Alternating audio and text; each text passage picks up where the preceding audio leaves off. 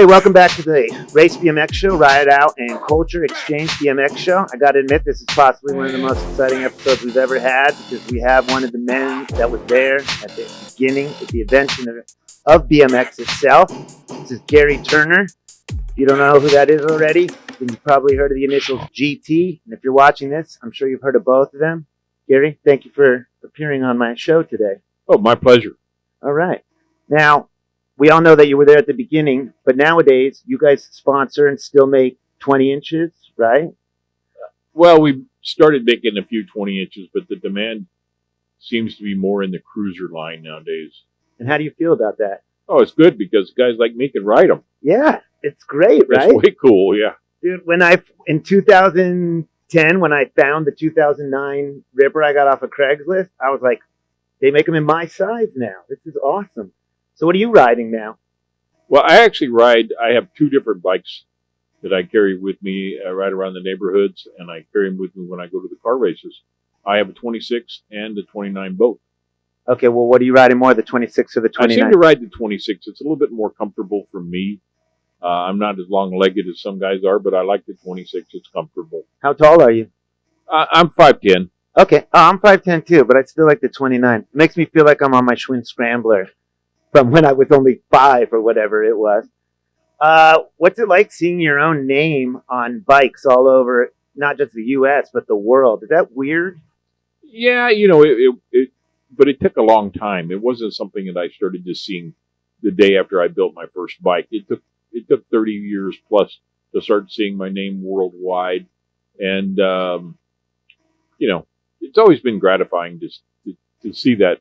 I like the accomplishment of what I've done and versus building the bicycle. I mean, the accomplishments of designing them and the graphics, everything. I've always just followed every part of the bicycle. And what is the best part? Like the art of actually designing the frame and then seeing it come to life? Or is it the colors? Or is it everything?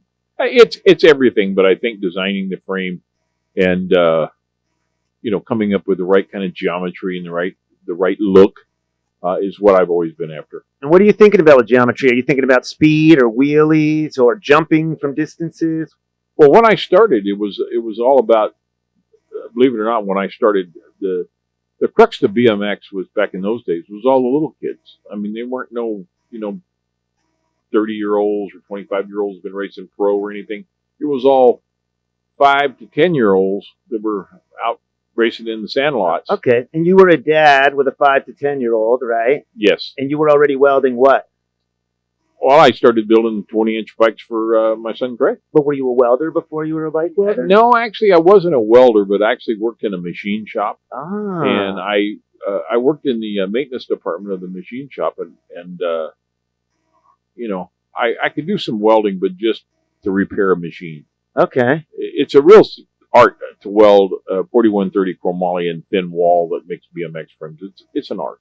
And what got you started actually doing that? Or did you have a buddy doing the welding and you were doing the designing? Well, in the absolute very beginning, I designed and built and did all the machine work. And I made my own fixtures to hold the frames. And then when I got them all, cut and fitted together, then I would go over to my friend's shop and I'd put them into the fixture and then he would tack and weld them for me. Okay. And did you end up tacking and welding as well at some point? Yeah, at some point later on, I got to the point that I needed more and more product, and I just told myself, hey, I had to do this. So I actually took welding classes at Cal State Fullerton, and so I could learn how to weld, and that's what I did. All right. I got a speeding ticket on the way to Cal State Fullerton one time. Where were you getting the parts from in the beginning? Were you doing just the frames? Well, when it very first started, I was actually just doing some frames because all the parts and pieces was kind of like, in the very beginning, was almost non-existent. That was like, it wasn't where you could just call somebody up and have them send you something. You actually had to go, look around and kind of make your own parts fit the bicycle. Okay. I used to use, early days, I'd use campy hubs and campy cranks, and I'd have to make them fit and work on a frame that I put together. Yeah, and even back then, my favorite evolution of BMX is that we don't have those little drop gooseneck one with the metal triangle at the bottom. I love the fact that headsets and forks are one pieces now. Yeah, it's so much easier. The old days of all that threading and clamps and locks and double nutting them to hold them in place. We don't do that anymore. Everything is just a slide and lock. Yeah, I remember my dad cutting up Pepsi cans to help one of the kids down the street. Oh yeah, yeah. When did your bikes become bikes? When did they leave the family and spread out to the rest of the world? Oh gosh, I started actually building just frames and cutting and mitering and fitting them together in 1970, the end of 72, and I'd say that I started selling just frames only, 73 through probably 76.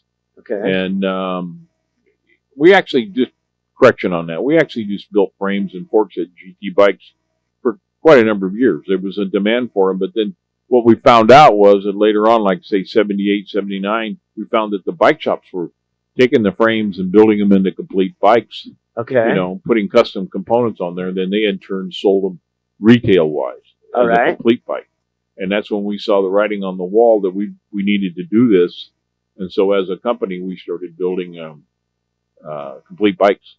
When you were back in the shop, just making a bike for your kid and getting friends, did you even imagine that what you're telling me in 76, let alone 2020 was going to take place?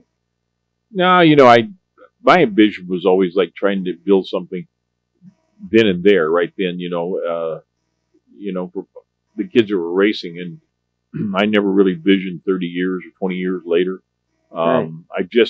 I was always visioning what I had to do at that current time. Okay. And now you're involved in some of the local BMX tracks, right? Like you're just an intertwined part of the local BMX world as well as the international BMX world. Am I correct? Well, that was back in the day. I mean, there was a time when my business partner, Richard Long, and I actually were involved in quite a few of the tracks, running the tracks, managing the tracks, along with our day-to-day routine of building the bicycles as well. Okay. Now, I'm a part of it, even though I was a part of the kid BMX world too. Are you just shocked by the fact that these BMX cruisers have become an entire second BMX industry to go with regular BMX? Absolutely. I'm amazed that it's what, things spawn out there. But I think a lot of it has to do with guys that really love the bike, the look. And some of them are the dads of kids that raced back in the day. They were racing back in the day, and now they're a dad and they have a kid, and I think they like riding the cruisers. Yeah, whenever I see dads, because all little kids still ride BMX bikes, so whenever I see them on the Strand or in the parks and other areas, I always think like, why is that dad riding a stupid regular bike? He should be riding a BMX cruiser so he can match up with his kid, No, I think so too. I see them riding these regular bikes, and but there was an awful lot of parents that were not involved in BMX, but there was a ton of parents that were involved in BMX that truly understand the bikes. The biggest problem I see as far as this cruiser is that, in the BMX world, the 26-inch cruiser was only popular for a short period of time between 79 and 81. Okay. After that, it became a 24-inch cruiser because of the wheel.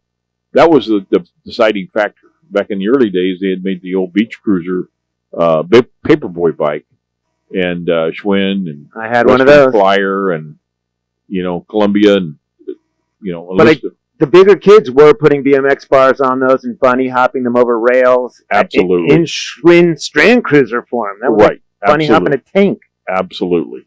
And so there was always the availability of taking one of those Schwinn or other brand type of the wheels, and it was easy enough to build a frame, fork, and handlebar to fit that.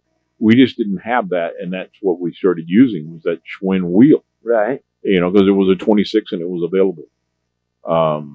And then all of a sudden they realized that the 24 was a lot more compact and easy to manipulate around a BMX track. True. And so a wheel maker out of Japan started making the 24-inch wheel, and when they did, the 26 just died of overnight death. Yeah, I didn't know that it had a first go around. I do remember 24s, but not 26s. Yeah, 26s, the alloy wheels and everything came about, some months after when BMX first started using 26s, and the demand for 26s in BMX was actually parents, because they had opened up there was so many people racing, they had opened up the class to like parents racing. Yep. And when the parents started racing, it was the cruiser class, and they were the ones that wanted to race the 26s. And so, you know, they were the ones that took the 26-inch wheel from the beach cruiser, and we saw the need and the desire, so we started cranking out some 26-inch frames. Okay. And but like I say, when the 24 came about, even the parents and everybody just dropped the 26, and so it only really had about a year and a half of life. Do you possess any of those old 26s still? Are they floating around? They're floating around out there. They've got a high value. Right. If you can find a mint condition 26-inch GT frame or some of the other frames that were out there, they've got a value if they're in mint condition or near mint condition. There's GTs all over the internet, olden GTs, and they have, people are treating them like gold, right? Oh, absolutely. Yeah. You know, that it's amazing when I go see some of the GTs at some of these shows. And when I'm at a bike show and I see this stuff, it looks like jewelry to me. And so, well, you know, guys have taken and put so much effort into making these things look like, you know, jewelry. You know, they were not that pretty when they left the bicycle factory back in the day. And you guys had I remember, you know, I had the Schwinn, and then it took me a long time of paper routes, and I didn't have a lot of money growing up. I ended up trading like 300 Star Wars figures and 200 G.I. Joes for my first used GT. Wow. That was a hell of a trade. Yeah. Oh, I got the bike. I wanted, and Absolutely. It was yours. If you got what you wanted, then you did good. I did. Now your own son is making some of the most beautiful cruisers out there under your name, Gary Turner, or the company name Gary Turner.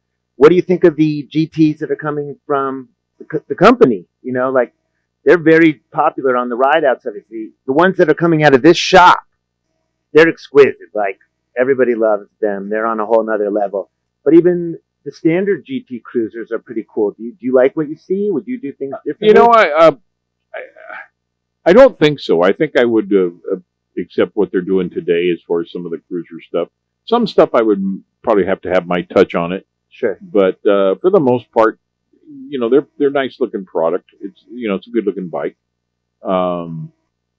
It's a shame that some of the prices have gone through the roof on bicycle stuff, but I do see that, you know, the cost of the raw materials and the cost of, you know, all the different things that have to go into building a bicycle have just escalated over the years, and it's just becoming almost cost prohibitive. But so I can see where some of the designs are economic designs. But, okay.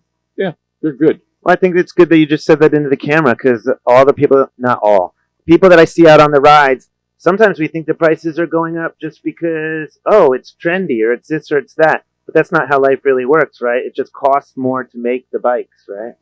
Absolutely. I'll just give you one example. Back in the day, we used to use 4130 chromoly, which is an aircraft structural material, and it was readily available.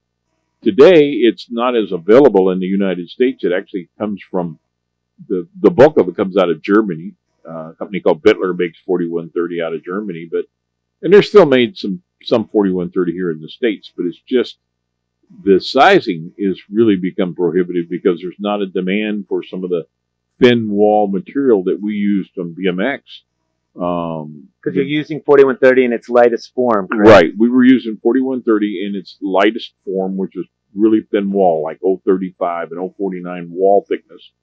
And it's not manufactured today, so we have to source it out to find the thicknesses we do. And the material is just astronomically gone crazy as far as price per foot. Wow. And there's really just the one company in Germany. Is the only one off the top of your head that's putting this product out? Yes, it's off the top of my head, but I'm sure, quite truthfully, there's other manufacturers of 4130 around the world and in the United States. I just am not in the daily routine of sourcing constantly, and some of the mills would probably make you a mill run of whatever size you wanted, but it's pretty costly, pretty pricey, and so we kind of steer clear of that. Yeah, then all of a sudden everything's a $1,700 Exactly, frame, right? because you're paying so much it's based on price per foot. material is. And so, yeah, it could be so extremely costly that, it's not worthwhile. Okay. Wow. I didn't think I'd be having this conversation. This is great stuff, actually. I'm glad to hear it. You have to remember, I mean, like I said, when I love building bikes, it's everything all in one. In other words, I got to know how much I got to pay for it, but can I find the material? Is it available? Things as simple as chrome plating. Not like it used to be, because you've got all the environmentalists that are involved in the pollution, air pollution, and this and that, till it's gone through the roof to get a bike frame. I used to have a bike. Even chroming has gone up. Chrome plating of a bike frame. Yeah. Really? Oh, yeah. Back in the day, back in the early 70s, I used to get a B.M.X. frame chrome plated for about $5. I think the frame now is over $100 to just get the frame plated. Really? And then there's forks, and then there's handlebars and seat posts. All those have to be, plated. How much weight does chrome add to a frame? It's not. It's actually less weight than that of painting. Really? Yeah. I would have never guessed that. I would think chrome weighs more. Okay. No, it's less weight than painting a frame. Well, one of the things is you polish the hell out of the material to make it shiny, so that the chrome, when it sticks to it, looks really shiny, and that takes a little bit of material off the frame. Okay. And then the chroming is just paper thin film that sticks to the frame, and it's just not that, it doesn't add almost no weight. Oh, okay. Well, there's the pro version. I just pictured it being like liquid metal melted over the top of a bike. Not like you think. People don't really realize it. It's more of a film. Okay. That adheres to the metal. Right. Oh, that's another great lesson. Do you still love being involved in BMX? Oh, yeah. You know what? It's one of those things that it's been my life. And so I'd love to go, and I get a real kick out of going to these shows that my son puts on. I get a real kick out of being at these shows and just looking at some of this stuff. And it could be any brand out there, any make of any kind out there. What these guys have done to make these things look like they look. Yeah, it's like going to a hot rod show nowadays. Oh, absolutely. Yeah. It's like going to a car show. Yeah, they've taken it to that level. Yeah. Well, from all the BMX community, I got to thank you, because you're one of the reasons it's all here. Oh, it's been my pleasure. Oh, man. And I'm gonna sit down and talk to your son now. Oh, absolutely. He's a good person to talk to. Okay. You want to introduce him yourself, or should I do it? Okay. Coming on board right now, I'm going to get up, and he's going to sit down. Is my son, Craig, who's been building the bikes. He's been racing since he was 5 years old, and he's been building bikes for the last probably 3 years now. And it was just something that we one day talked about doing a limited edition, and we just kind of got into it, and here we are still doing it today. Yeah, exactly what you did the first time started happening all over again. All over. All right. Yeah. Really? All right, Craig. Tells you how time flies. All right. Let's welcome Craig Turner to the show, everyone. Thank you so much, Gary. Oh, my pleasure. Yes. It's really an honor.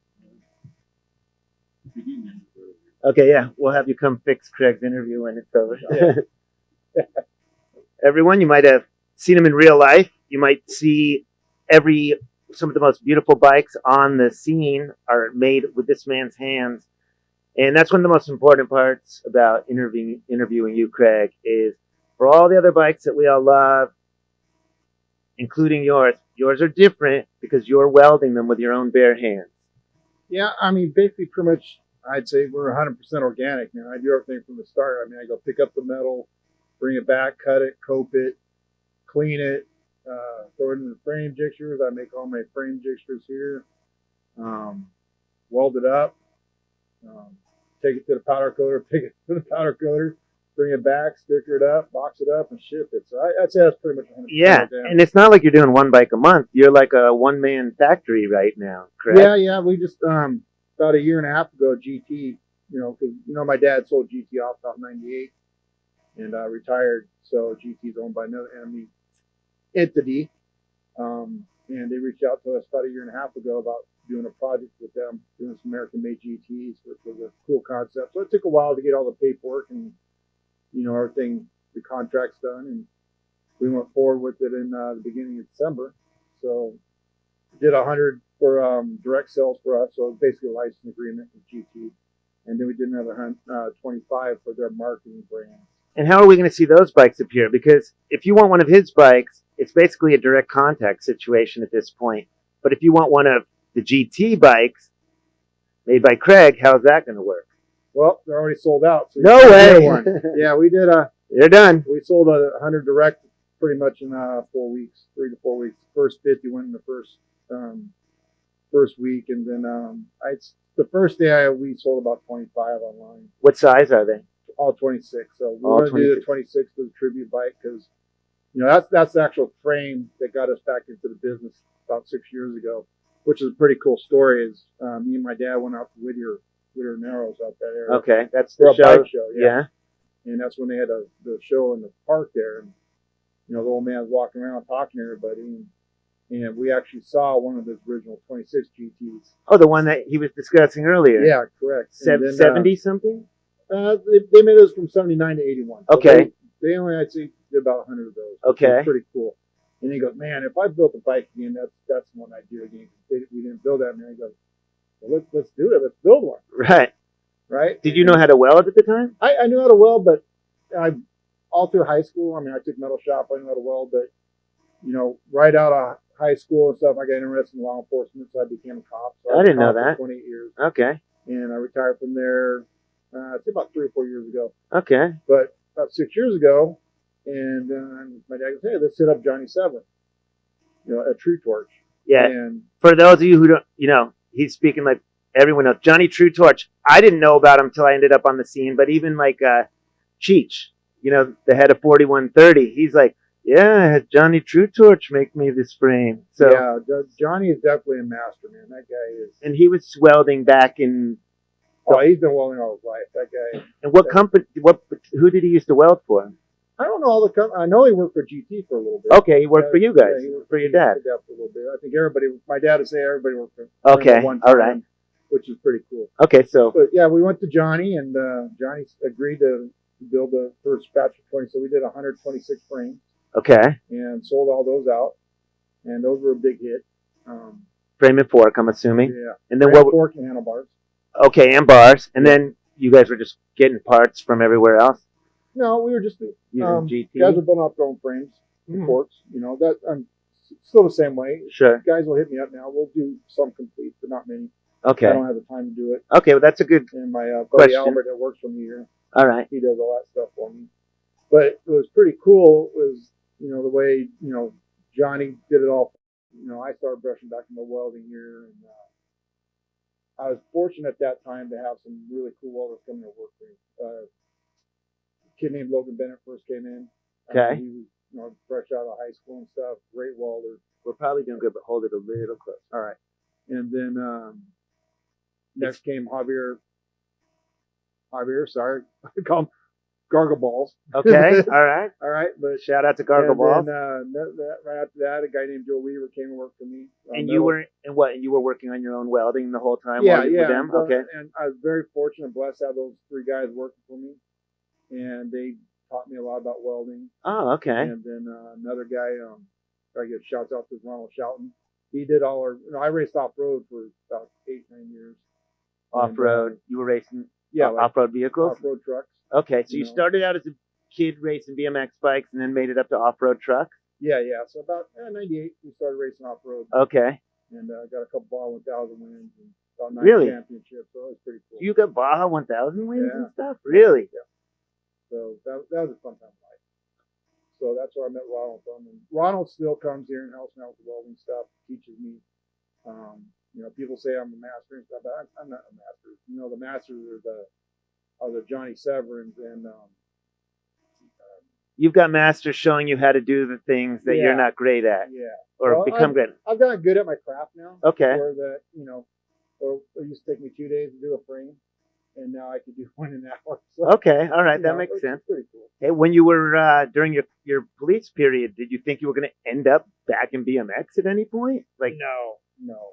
this is like your dad's story a second time around. It's like a Greek mythology or It's something. just one of those things where you let it happen, and we're still going strong. And so, what was it like when you were a kid and you're like riding some other frame, and all of a sudden your dad's like, you know what?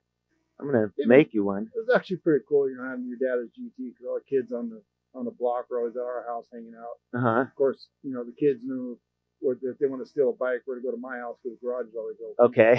Quite a bit of bikes stolen. All right. Well, But, luckily you could just make more. yeah.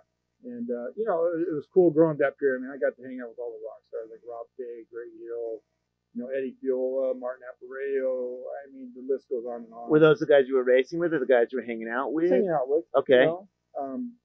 I randomly met Greg Hill when I was working in a bike pop-up in Culver City. This guy comes up to me. He's like, hey, I'm Greg Hill. And I'm like, Greg Hill? And then, yeah. All great guys. And, you know, they're all still sort of active in the sport. Were you winning trophies as a BMX rider? Yeah, I did. I wasn't the greatest. You were better at off-road racing? Yeah. Once I got some horsepower, you know, I was good to go. So what do you ride now? Basically, I ride one of our 29s. Okay, you're a 29 rider as well? 29 rider. Is it the one that you were riding when I was riding next to you for when you guys combined with 4130 for the weekend that you threw? Well, I mixed it up. I got like 4 different ones, so I don't know if it was the pink one. I mean, you know, I'm building a new one for myself. I just completed a 29 frame for Adam, and it's our new model for 2020. Adam Mark. Adam Mark. And I got that sucker under 5 pounds. 1 ounce What? under 5 pounds. Yeah, it's real thin material, but A 29 frame frame. for Molly. Under 5 pounds. Under 5 pounds. Now, No once you add a way. powder coat, it's going to put it over 5. But I mean, I was pretty stoked. I sent Man, him what if you pictures. clear coat it? Can you keep it under 5? Like, I might, when it's out to W40, I think, keep it light. yeah, that You know? sounds awesome. Yeah, Adam hit me up and he goes, hey, man, you know, I really want a real light chromoly frame. So I knocked out of the ballpark. Well, I mean, during the interview with him, I saw the sidecar bike that you made for him, for his dog, not his kid. And what are the dual bikes called? I always forget. The tandem. You made him a tandem, right? Yep. And he said you have a tandem too. Yeah, I sold that. You did. You got rid of your tandem? Some guy came in and offered me stupid money. I can't refuse it. Okay, fair enough. Yeah. Plus, you can make another if you have to. Yeah. And do you have your wife on a gear returner bike? Yeah, she's got it was pretty cool. My wife just fought breast cancer and she's clear of it now. Okay, So hey. it's pretty cool. The folks at GT sent her one of their pink performer cruisers. Okay. It was pretty cool. And she's got one of the original Gary Turner's that Johnny Seven built. Oh wow. And you're very public about that, and you do a lot of charity work to fight cancer through the company, through yourself, right? Yeah. So we started a little foundation called F Cancer Bikes, and what we do is we'll take money and we buy some lower level bikes, and we give them to people who are actually fighting cancer and stuff, which is pretty cool. Okay, yeah, that's an important thing to mention. Yeah.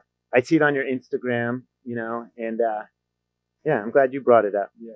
So that's great that she's doing great. That must feel wonderful, right? Yeah, so she just had foot surgery. She can't be on her foot for the next 3 months. So I just built her a tandem, which is going to be pretty cool. But instead of pedals in the back for her, it's going to be footboards. Oh, so nice. She could just sit back there and cruise. Did you put gears on there for you? No, I'm just going to go the real spinny gears. So it's just going to be for the beach. Here's a side question that I have never asked anybody before, but I think of all the time. What's your opinion on putting gears on a BMX bike? Well, not gonna lie, I do have one with but it's an 8-speed hub in the back. Okay. I actually like it. It's pretty cool. Internal. Yeah, internal. Okay. But if you want to stay traditional BMX, it's got to be a free wheel. Yeah, like I could see in real life, or maybe when I get older and I do need gears, like when I'm 80 or something. Like I get it then, but right now I'm like, one of the things I love about BMX is no gears. Yeah. I mean, this bike, I sort of wanted to build a mountain bike / BMX bike. Okay. So, I mean, I don't like the look of the derailleur and stuff. So that's why I went with the 8-speed hub in the back. And that's what we did for Adam's tandem. So we did the same setup. Okay. When you guys were still in possession of GT, or when your dad was he involved in the mountain bike area, or was it the other company by then?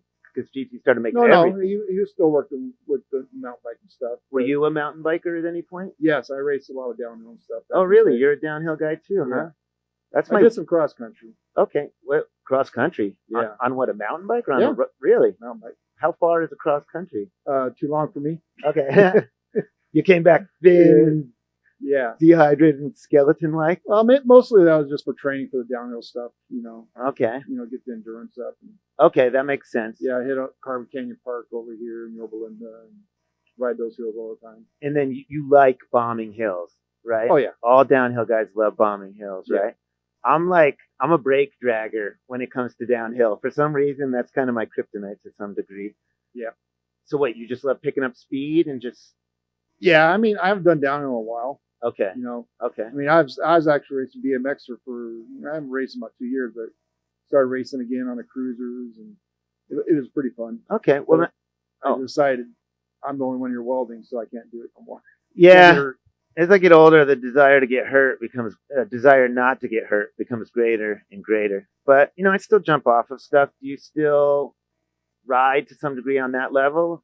This winter I haven't, but yeah, I still like to go up and when I can go do a 4130 ride and all that kind of stuff. Okay. When I can get up there and do it. Yeah. And how often do you do the rides?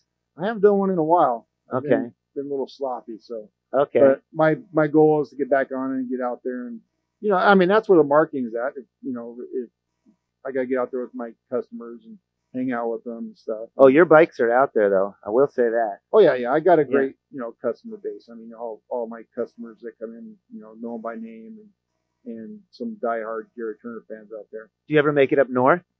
No. Okay. You ever see that happening? Yeah, eventually. Right? Eventually. Yeah, maybe you got to come out for a little while. You have a bike that you make. You have to go see it out there in the world and let everyone meet you a little bit more. Yeah, but it's hard when you're here, doing all the work and stuff, trying to get out. If I do get on the weekends, we got a place in Park, Arizona. We go up to the river and hang out. Okay. Yeah, you do have a family and a life, right? And yeah. You are probably, even if we don't see you on the rides, you're more heavily involved in BMX than the rest of us because you're just making the bikes all day and all night, right? Yeah.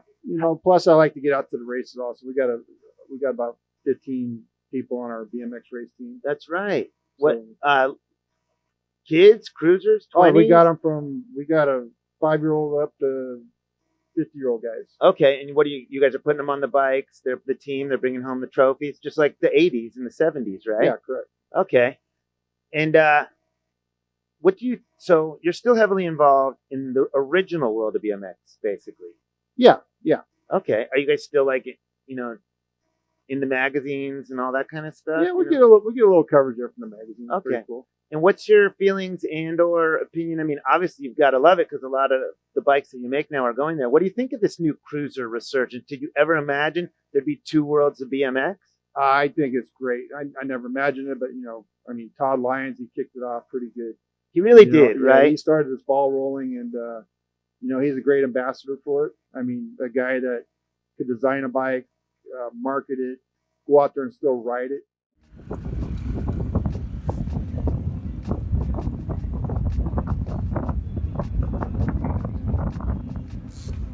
Out of control. You are not out of control.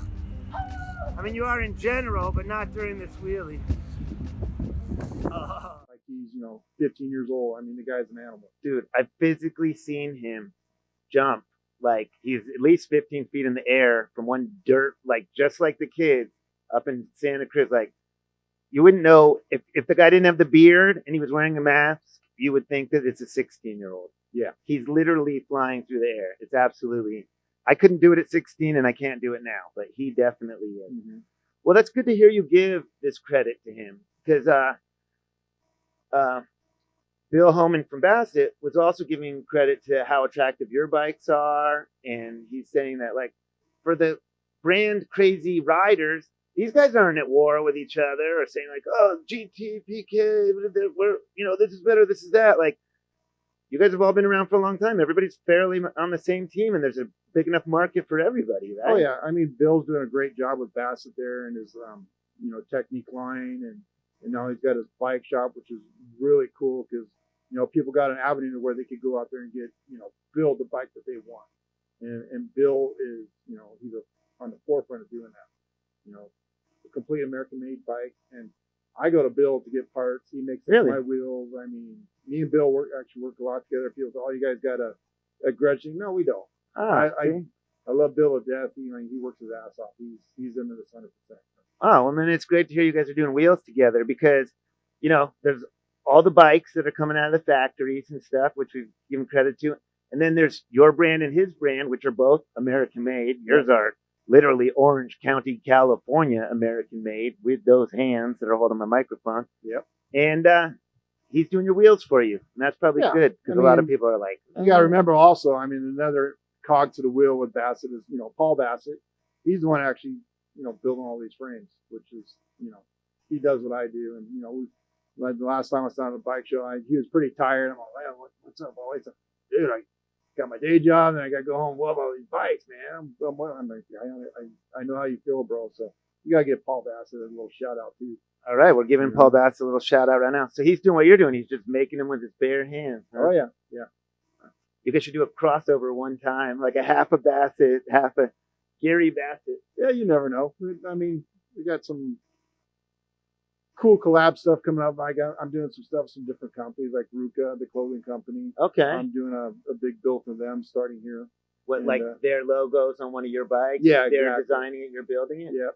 And then, some other big companies have reached out and talked to me about doing some more brandy kind of bikes, so it's pretty cool. Oh, that's great, because that's like I hate to sound just like a goofball, but that's like Orange County Choppers. You know how they started building all those steam motorcycles. No, I'm not doing it. I'm not doing no firefighter. No, I don't mean crazy like that, but like if you have the companies coming in doing crossovers with you, I'm sure you're making them to some degree, like with the company. Oh yeah, work out together, right? I didn't mean to say you're going to make some cartoon. Botima bikes, I'm doing the stuff for the Dromino bikes and okay, yeah. Victor, shout out to you, little Victor. Yeah. And we're working with Bullseye now. We're going to do a Bullseye bike with Bullseye. Oh, okay. It's going to be pretty cool. We're going to do a 25 limited edition frame fork, but it's going to be a complete build with all this stuff on it. Yeah, well, I definitely knew you were involved in the Geronimo bike because I've seen a bunch of them, and I see Victor all the time, and I knew you made them, but I didn't know what I was entitled to be saying right here. But yeah, those are also done by you. Yeah, for him, right? Yeah, I designed those for him, and oh, you did the design on those. Yeah, those things are like with the bottom bar. They're their own style, and have you seen what all the different guys are doing with them? Oh yeah, it's pretty cool. One man, I forget his name right now. It's like B.M.X. porn, like on Instagram. He used like a silver on that bike, and the bike looks so plush. It's my favorite Geronimo. I mean, there's some more exciting ones, but I like my stuff simple, Yeah. And this one's just perfect. I like to say, it's pretty cool what I'm doing. I say I just create the canvas, and some of these guys come up with, some pretty cool stuff, and I make the canvas and let them design it. Are you designing the sticker packs too? For our bikes? Yeah, for your bikes. No, my buddy Brian Zellner, one of my graphics guy, he did that. Right now he's working on our new 2020 stuff, so we're coming out with a whole new sticker pack for the 2020 models. Do you get excited by your own bike? Oh yeah, I go to sleep with new designs in my head and stuff, and then I got to back off. That's just too crazy. Like when Adam hits me up, hey, I need a new bike for the bike show. Like I start going crazy. And the last bike show we did, the World Championship one, and we got to do something crazy. And I'm sitting there thinking, we got to back off here. We're getting away too far from B.M.X. Okay. So I had to rein him back in a little bit, and we did it, and that bike still won. But you do have the lightning bolt frame out there. Yeah, just like when CW did it. So I didn't want to copy them 100%. So basically, I just flipped the lightning bolt in a different way and changed the back end up. So. And then I did see that rare lightning bolt forks you made. Yeah. Which that was a lot of work, you said, right? Yeah, a lot of work. And then with Adam's bike, you're talking about the black one, right? And then it's got the 4 or 5 of mine now. Oh yeah, well, the one that won the show winner, which was 2 episodes from this episode the ago. black and gold one. Yeah. Yeah. Well, it's not gold. It's not copper. It is. It's copper, I think. Yeah, it's copper. Yeah, he was pretty specific about what it is. Yeah.